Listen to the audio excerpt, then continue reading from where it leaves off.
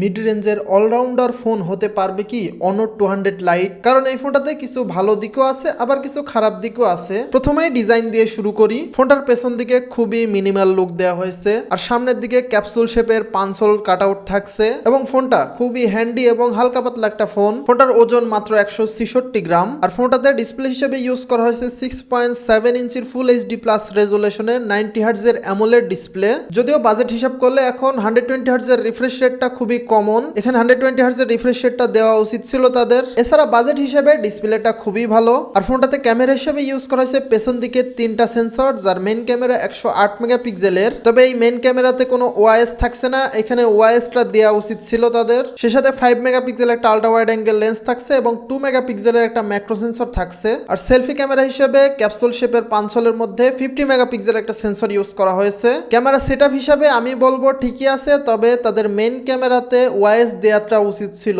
ক্যামেরাতে ওআইএস থাকলে এর কোয়ালিটিটা আরো একটু বেটার পাওয়া যাইতো। এবং প্রসেসর হিসেবে ফোনটাতে ইউজ করা হয়েছে মিডিয়াটেক ডায়মন্ডসিটি 6080 এই চিপসেটটা, এবং এটা একটা 6 ন্যানোমিটারের চিপসেট, 5G চিপসেট। তবে বাজেট হিসাব করলে এই চিপসেটটা একটু কম হয়ে যায়, এখানে আরো বেটার কিছু দেওয়া উচিত ছিল তাদের। সফটওয়্যার হিসেবে out of the box Android 14 দিয়ে লঞ্চ করা হয়েছে, এবং অনরের নিজস্ব ম্যাজিক ওএস 8 থাকছে ইউআই হিসেবে। সফটওয়্যারের দিক থেকে ঠিকই আছে, কারণ অনরের সফটওয়্যার এক্সপিরিয়েন্সটা মোটামুটি ভালো পাওয়া যায়। তবে চিপসেটের দিক থেকে তাদের আরো একটু ইমপ্রুভ করার জায়গা ছিল। আর ব্যাটারি হিসেবে থাকছে 4500 mAh এর ব্যাটারি এবং 35 ওয়াটের চার্জিং সাপোর্ট। আর বর্তমানে এখন যে কোনো বাজেটের ফোনে 5000 mAh এর ব্যাটারিটা খুবই কমন, সো এখানে 5000 mAh এর ব্যাটারিটা দেয়া খুবই জরুরি ছিল। কিন্তু ব্যাটারির ক্ষেত্রে তারা কিছুটা কস্ট কাটিং করেছে। এছাড়া ফোনটাতে side mounted fingerprint sensor use করা হয়েছে এবং লাউড স্পিকার থাকছে, তবে এখানে কোনো স্টেরিও স্পিকার ইউজ করা হয়নি। আর বর্তমানে এর থেকে অনেক কম বাজেটের ফোনেও আমরা স্টেরিও স্পিকার দেখতে পাই,